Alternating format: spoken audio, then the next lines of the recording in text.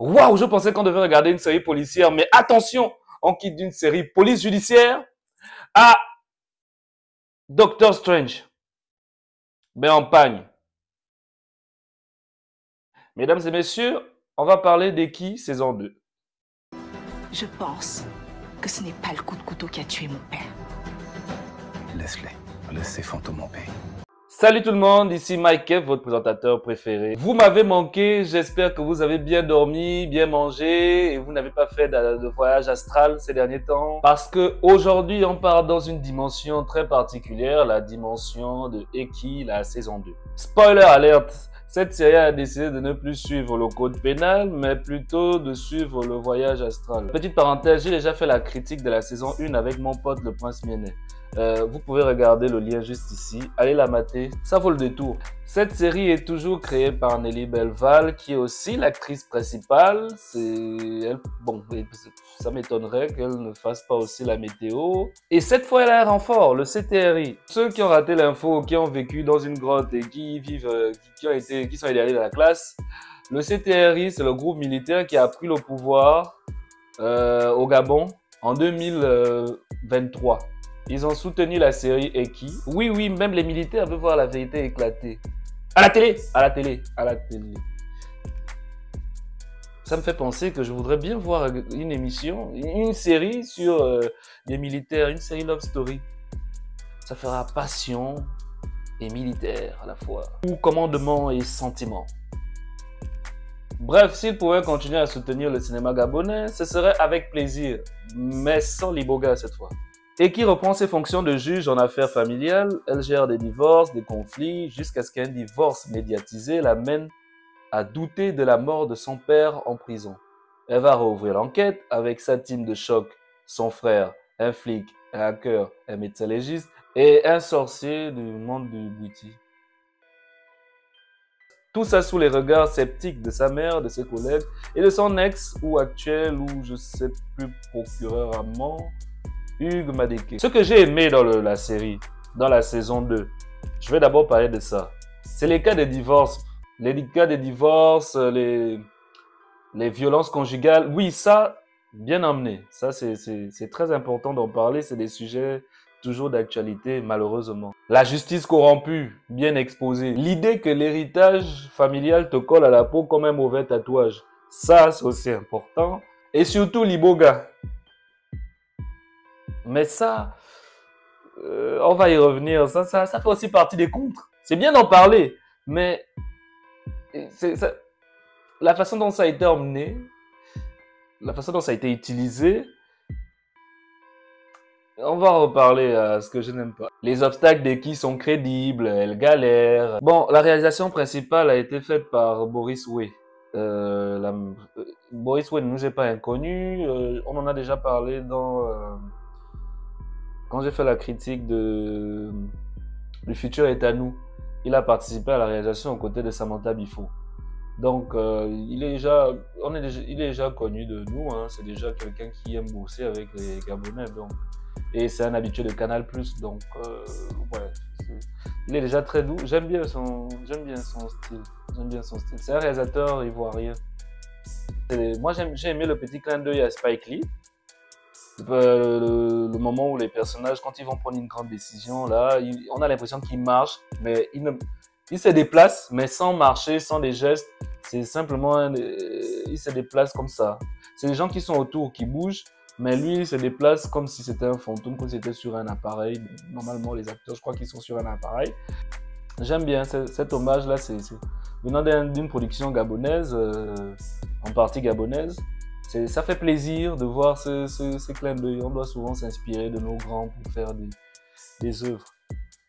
Je pense même qu'il y a qu'une seule scène. Hein. Il n'y a qu'une seule scène au tribunal. Ouais. Non, il n'y a qu'une seule scène au tribunal, je pense. Donc, ouais, la seule scène au tribunal, elle est bien emmenée, elle est bien menée, la mise en scène, elle est intéressante, elle est captivante. J'ai bien aimé, c'était beau de voir des Gabonais faire ce genre de choses derrière un tribunal, mais bon, je sais que l'acteur qui joue Hugues n'est pas gabonais, mais pour le reste, j'ai vu Jean-Claude Paca. Le Bouti, l'utilisation du Bouti est crédible, d'après, bon, je suis pas dans je ne suis pas pour nous, mais d'un ami, d'après ce que mon ami m'a raconté, oui, ça se passe à peu près comme ça. Les scènes de trance, pas mal du tout. La photographie est très belle. Fabrice, lui, je crois que c'est lui qui a participé à la photographie dans la série Kaamelott, je ne sais pas si c'est vrai. Et Kini, lui, il a beaucoup travaillé avec Boris Way, c'est un habitué avec Boris Way. Il a beaucoup travaillé dans les productions africaines de Canal. Donc, c'est un habitué. Il connaît déjà le style, comment mettre en valeur les lieux africains. Le montage est bien rythmé, malgré quelques longueurs, mais ça va, ça passe. Tonton Paka, oui, c'est comme ça que je l'appelle parce que j'ai participé à une de ses masterclass qui était magnifique. Tonton Paka, si tu me regardes, je t'aime. Mais vraiment, ils lui ont donné la place qu'il mérite. C'est pas uniquement parce que je suis fan, hein, mais c'est vraiment la place qu'il mérite. On lui a donné une place de juge, c'est vraiment lui, c'était lui vraiment. Et la scène des toilettes, non, vraiment, classe, ça répartit avant qu'on ne l'attaque. Ah ouais, ça c'était...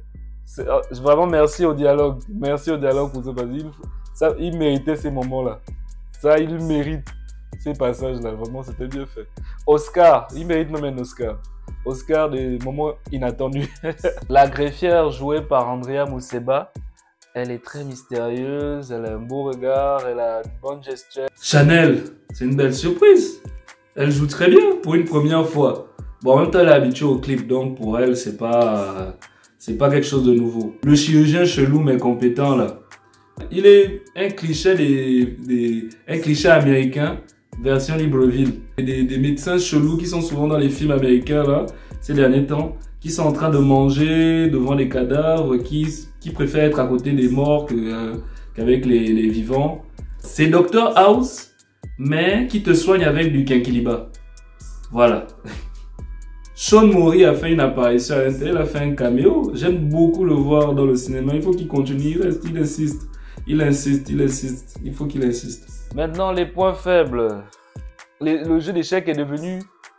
est déjà trop utilisé. C'est utilisé à tout bout de champ et c'est devenu un moyen de résoudre les problèmes. C'est un peu abusé maintenant.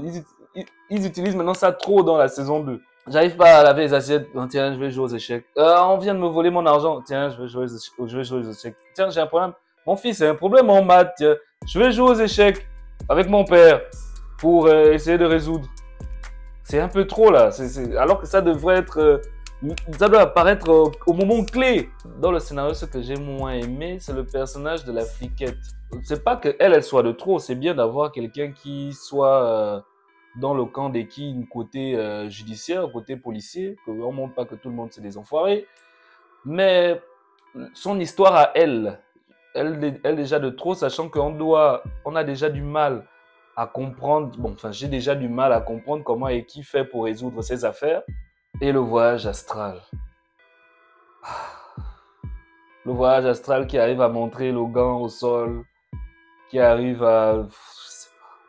À un moment, ça devient une solution miracle. Ça vient par magie. J'ai même cru qu'Eki allait rencontrer T'Challa de Black Panther.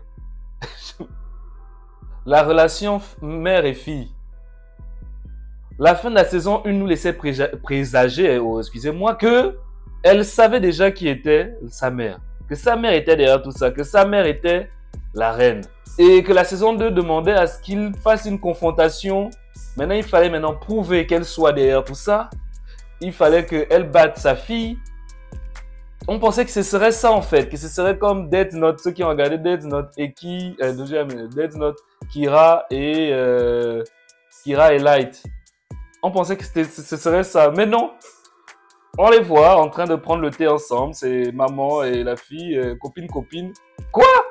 À la fin, tu as promis qu'il y aurait une confrontation, que ce serait maintenant vraiment un jeu d'échecs entre deux personnes. Deux personnes.